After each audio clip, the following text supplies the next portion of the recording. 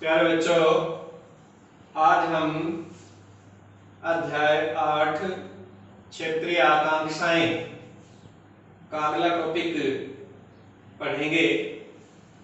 और इस टॉपिक में हम उन राज्यों का अध्ययन करेंगे जो 1980 के दशक में जहां क्षेत्रीय आकांक्षाओं का भयंकर रूप देखने को मिला और जो राष्ट्रीय एकता और अखंडता के लिए एक चुनौती साबित हुए। और उनमें से पहला हमारा राज्य है पंजाब। पंजाब में 1980 के दशक में क्षेत्रवाद का भयंकर रूप देखने को मिला। पंजाब अपनी भौगोलिक और सामाजिक स्थिति के कारण एक विशिष्ट राज्य है और यहाँ सिख धर्म के लोग बहुसंख्यक हैं।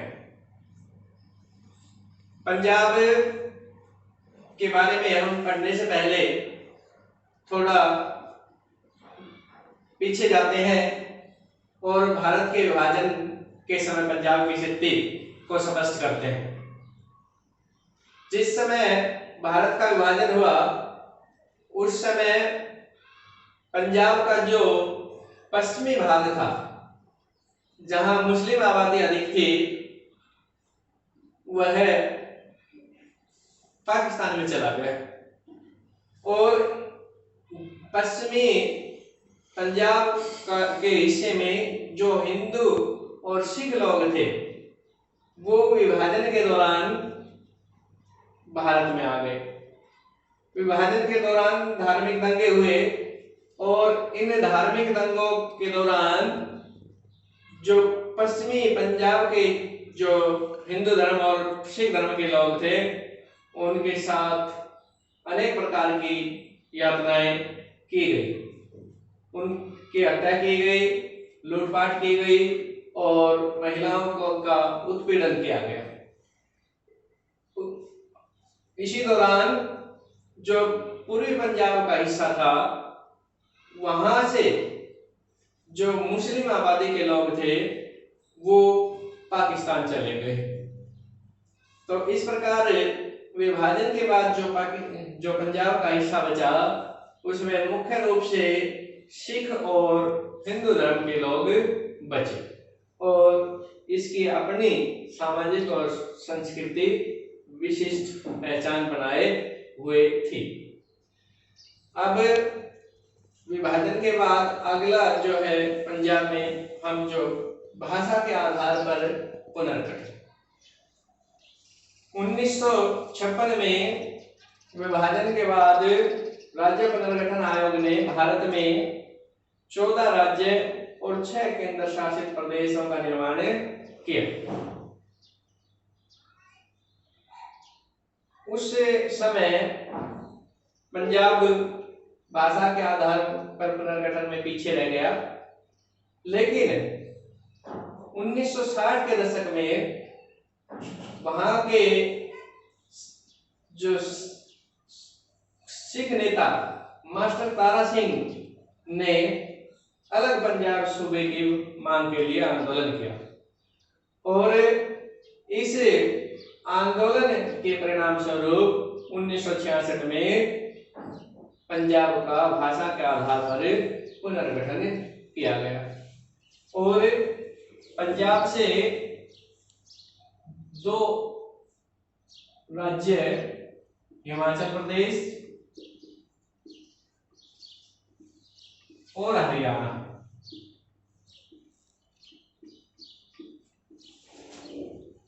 बने।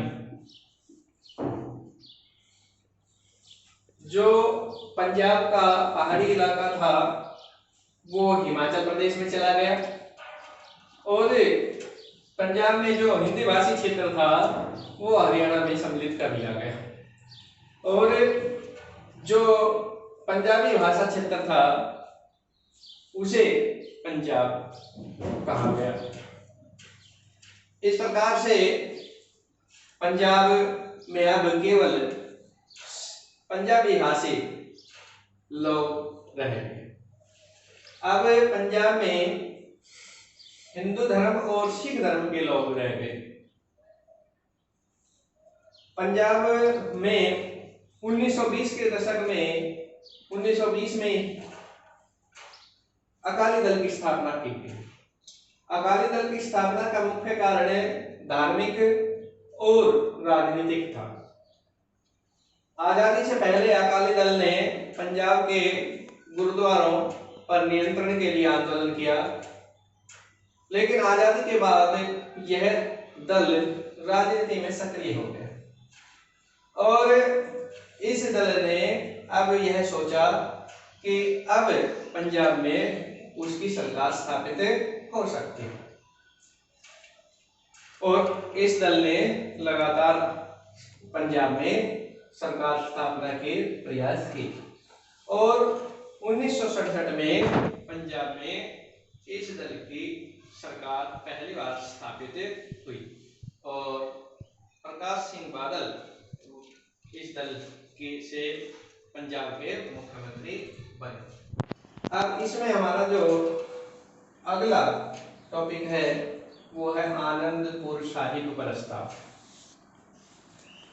क्योंकि 1960 के दशक में ही अलग पंजाब सूबे की मांग की जाने लगी थी, इसी आंदोलन को आगे बढ़ाते हुए इस आंदोलन में कुछ कट्टरपंथी लोग शामिल हो गए और उन्होंने हथियार उठा लिए और पुलिस और सरकारी कर्मचारियों को अपना निशाना बनाया। इन लोगों ने आम नागरिकों को भी अपना निशाना बनाना शुरू कर दिया और उनकी भी हत्या की। 1967 में 1973 में पंजाब के आनंदपुर साहिब नामक स्थान पर अकाली दल से संबंधित लोगों ने एक सम्मेलन बुलाया।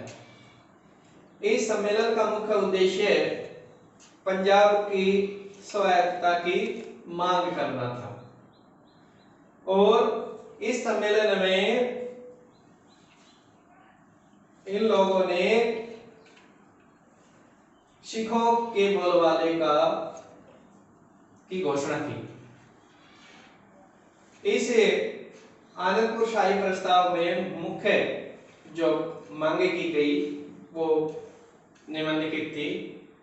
सबसे पहली जो मांग की गई, पंजाब राज्य के लिए स्वायत्तता की मांग की गई।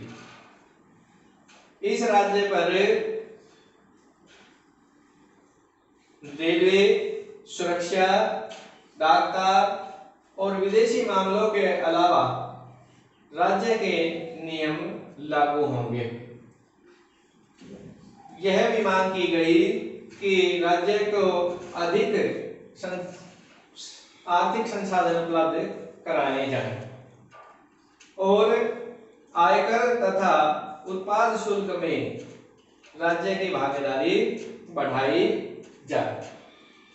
इस आंदोलन में यह भी मांग की गई कि अलग पंजाब राज्य को विशेष दर्जा दिया जाए। अगला जो हमारा टॉपिक है वो है ऑपरेशन ब्लू स्टार। इस प्रकार से पंजाब में लगातार कट्टरपंथी लोगों ने आंदोलन जारी रखा और इन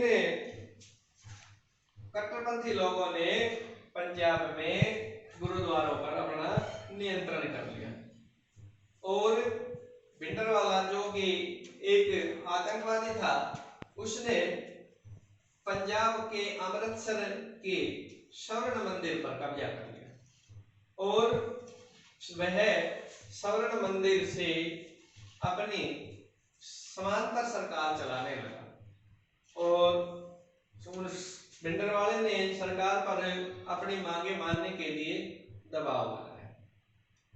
केंद्र सरकार पर भिंडरवाले को गिरफ्तार करने के लिए दबाव बना। 4 जून 1984 को इंदिरा गांधी ने ऑपरेशन ब्लू स्टार नाम से सैनिक ऑपरेशन किया गया और सेना ने आतंकवादी भिंडरवाले को मार गिराया और उसके साथियों को मार गिराया और वहां जो जनता फंसी हुई थी उसे वहां से निकाल दिया। इसके बाद इस कार्रवाई से सिख समुदाय नाराज हो गया और उन्होंने यह सोचा कि इससे उनके धर्म को आघात हुआ है और स्वर्ण मंदिर को क्षति पहुंची है। इस ऑपरेशन की प्रतिक्रिया स्वरूप 31 अक्टूबर 1984 को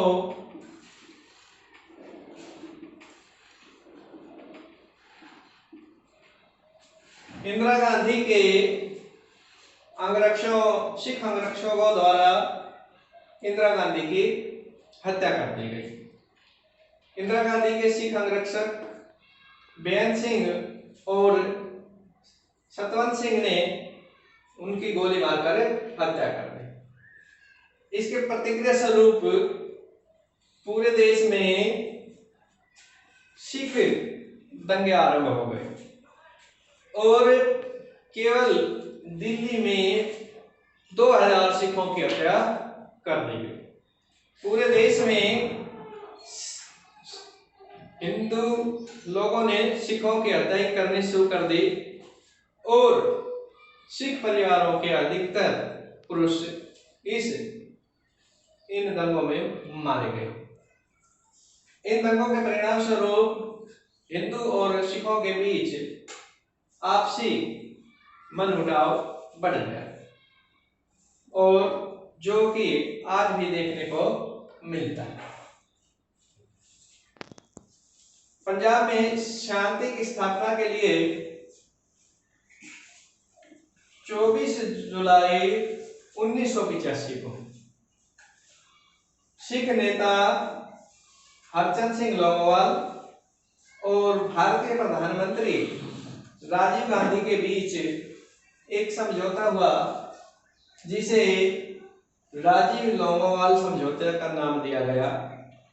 इस समझौते को पंजाब समझौता भी कहा जाता है क्योंकि यह समझौता पंजाब में शांति की स्थापना के लिए था। इसलिए इस समझौते के द्वारा अकाली दल को चुनाव में भाग लेने के लिए तैयार किया गया और अकाली दल ने 1985 के चुनाव में भाग लिया और 1985 के चुनाव में अकाली दल को पूर्ण बहुमत मिला और अकाली दल की सरकार बनी और प्रकाश सिंह बादल राज्य के मुख्यमंत्री बने। इस समझौते में कई मांगे रखी गई सिखों के द्वारा। जो पहली मांग थी वो थी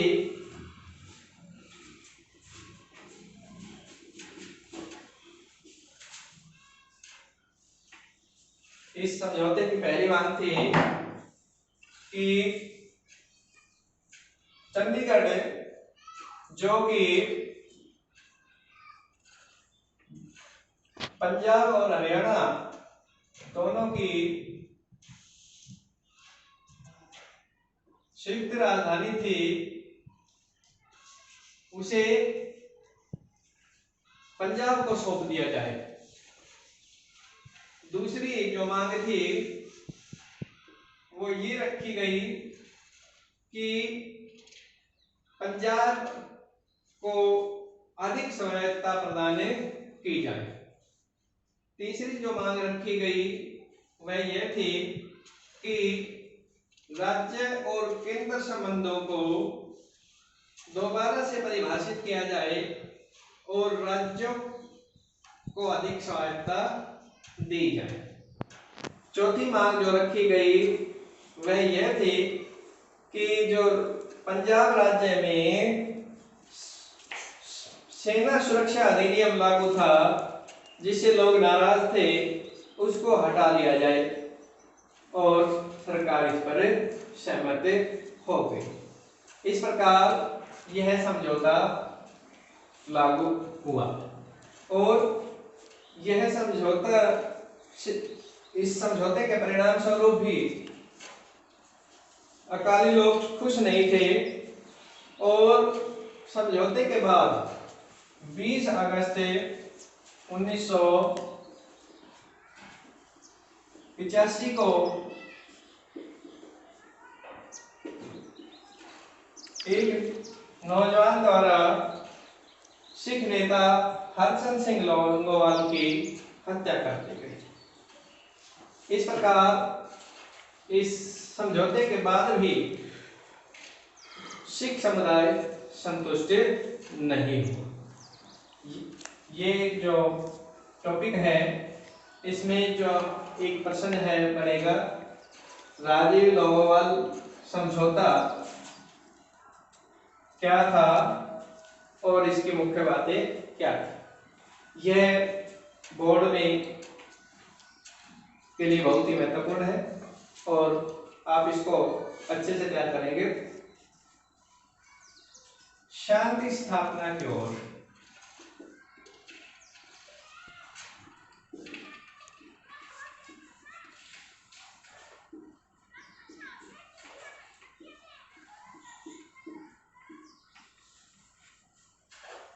उन्नीस सौ 90 के दशक में पंजाब शांति की ओर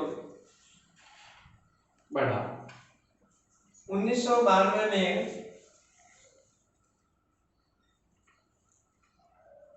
राज्य में विधानसभा के चुनाव हुए और विधानसभा चुनाव में अकाली दल की हार हुई और राज्य में कांग्रेस की सरकार बनी और कांग्रेस की सरकार में राज्य में बीएम सिंह राज्य के मुख्यमंत्री बने।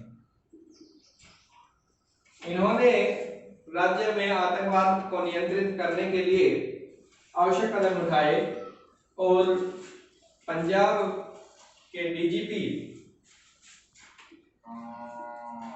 केपीएस गिल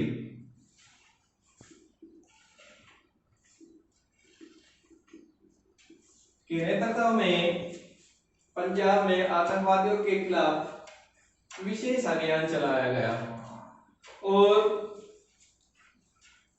सरकार के प्रयास और पंजाब के आम लोगों के सहयोग से 1995 तक पंजाब में आतंकवादी गतिविधियों को नियंत्रित कर लिया गया और पंजाब शांति की तरफ अग्रसर हुआ।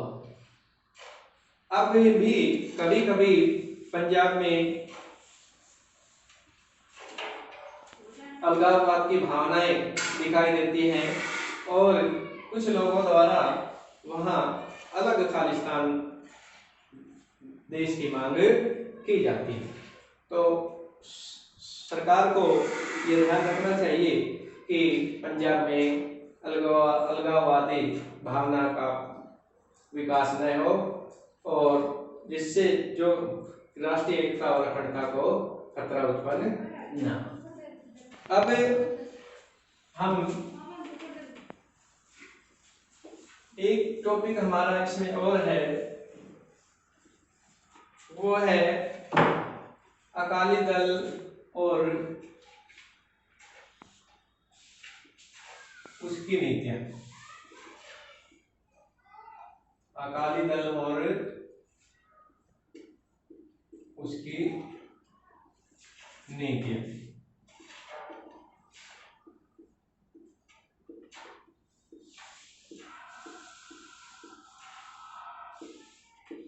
इसको स्पष्ट करेंगे। जैसे कि मैंने बताया आपको, अकाली दल की स्थापना 1920 में हुई।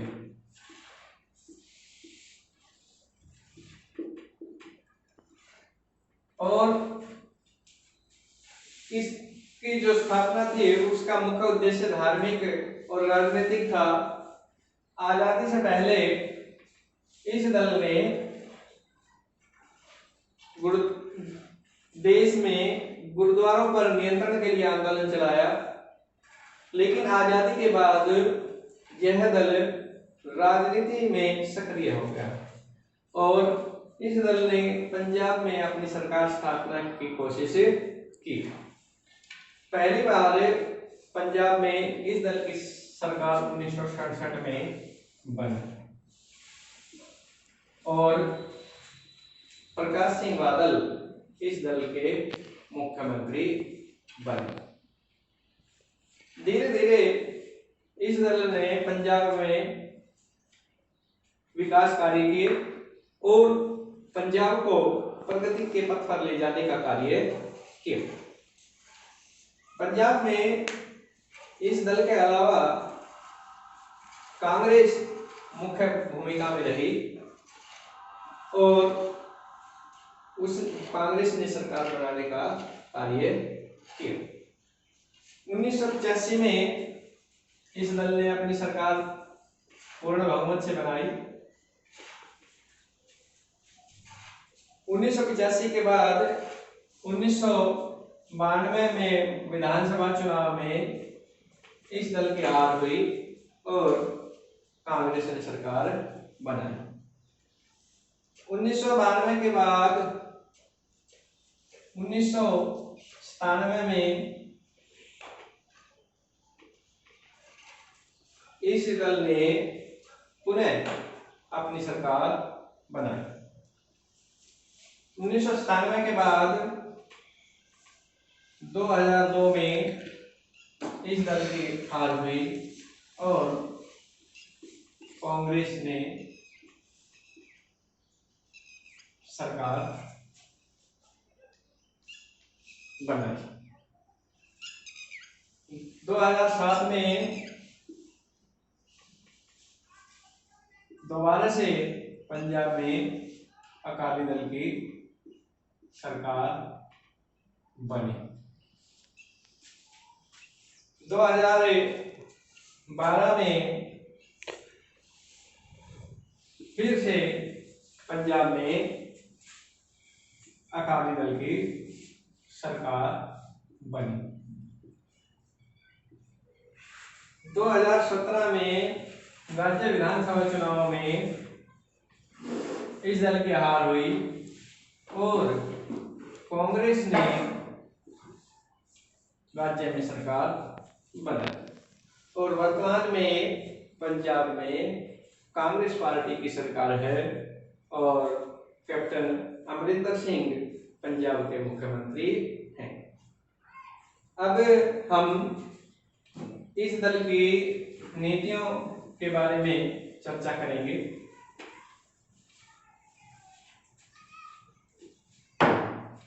पहला है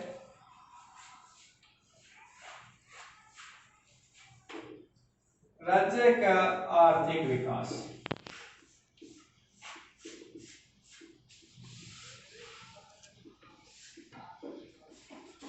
इस दल ने अपनी नीतियों में राज्य के आर्थिक विकास को महत्व दिया और उसके लिए लगातार प्रयास करने की कोशिश की। दूसरा, शिक्षा। इस दल ने राज्य में शिक्षा को बढ़ावा देने का कार्य किया और विशेषकर महिलाओं की शिक्षा पर इस दल ने ध्यान दिया और बीए तक की शिक्षा लड़कियों के लिए पंजाब राज्य में फ्री थी। कृषि। इस दल ने राज्य में कृषि के विकास को अपना मुख्य लक्ष्य बनाया और कृषि के विकास के लिए, किसानों की भलाई के लिए अनेक योजनाएं बनाई, जिसमें विशेषकर किसानों के लिए बिजली और पानी फ्री की योजना थी। इस दल ने राज्य में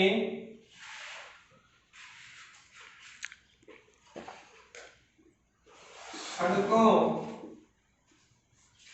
में सुधार को भी अपना लक्ष्य बनाया और जो राज्य में सड़कों की जो हालत थी उसमें लगातार सुधार करने का कार्य किया। इस दल का लोकतांत्रिक प्रणाली में विश्वास था और लोकतांत्रिक प्रणाली को आगे बढ़ाने के लिए लगातार प्रयास किया। नंबर 6, इस दल ने राज्य में बेरोजगारी को दूर करने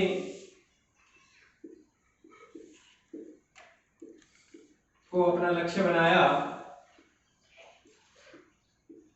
और राज्य के युवाओं को हजारों की संख्या में नौकरियां प्रदान की। ये अकाली दल की नीतियां थी, आपको स्पष्ट हो गई होंगी। तो आज जो हमने जो टॉपिक्स किए हैं उनमें जो मुख्य प्रश्न बनेंगे वो एक बार मैं रिपीट कर देता हूं। सबसे पहला जो प्रश्न बोर्ड में बहुत ही इम्पोर्टेंट है और बार बार रिपीट होता है वो है आनंदपुर शाही प्रस्ताव क्या है, इसके मुख्य बातों का वर्णन कीजिए। दूसरा, राजीव लोंगोवाल समझौता क्या था, इसकी मुख्य शर्तों का वर्णन कीजिए। तीसरा है ऑपरेशन ब्लू स्टार का वर्णन कीजिए। ऑपरेशन ब्लू स्टार का वर्णन कीजिए। तीसरा है राजीव गांधी की हत्या पर नोट लिखिए। और जो चौथा जो हमारा प्रश्न इसमें बनता है वो है अकाली दल के संगठन और उसकी नीतियों का वर्णन कीजिए। जो हमारे और उसकी नीतियों का वर्णन कीजिए। मैं आशा करता हूं कि आपको आज के टॉपिक समझ में आ गए होंगे। धन्यवाद।